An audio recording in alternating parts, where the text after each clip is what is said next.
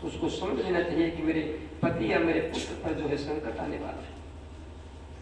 और गर्भस्थ बालक, गर्भ में बालक हो, जन्म लेने वाला हो, अगर उस समय उसी माँ का बायां स्तन में खुजली पड़ने लग जाए तो किसी पंडित से, किसी से पूछने की जरूरत नहीं, निस्संदेह पुत्र रत्न की ही प्राप्ति होगी।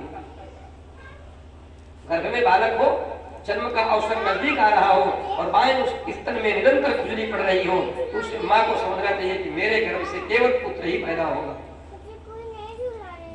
सब संकेत पहले से दिए। यशोदा भाग कर गई, अग्नि पर रखे दूध को उतारा, लेकिन इतने में ही सब बंदर आ गए, गोपगण आ गए।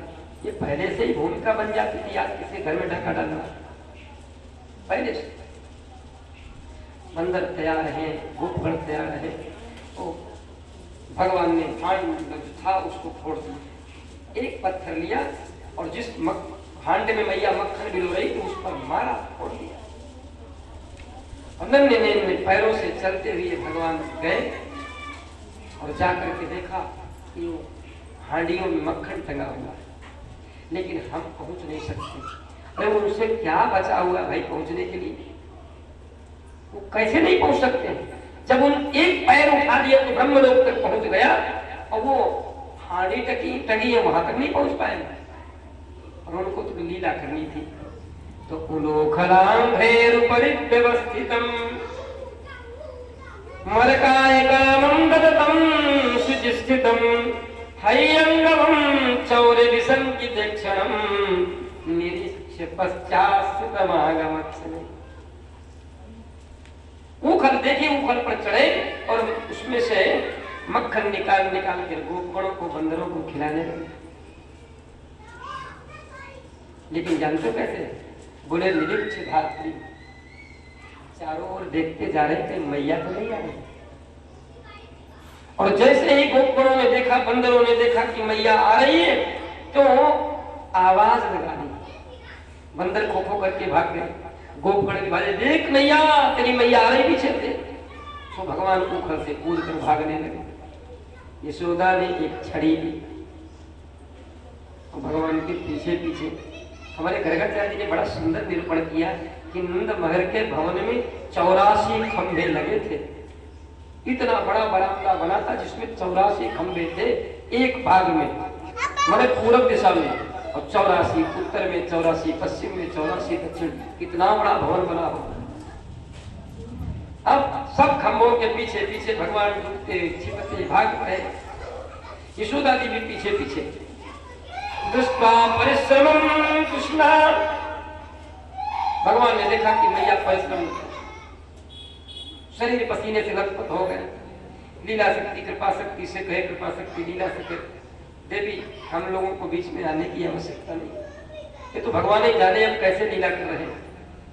तब भगवान ने जब अपनी मैया को देखा कि पसीने से लथपथ है, तो भगवान ठहर गए, पकड़ में आ गए। लेकिन मैया को इतना गुस्सा है कि पूछिए मत।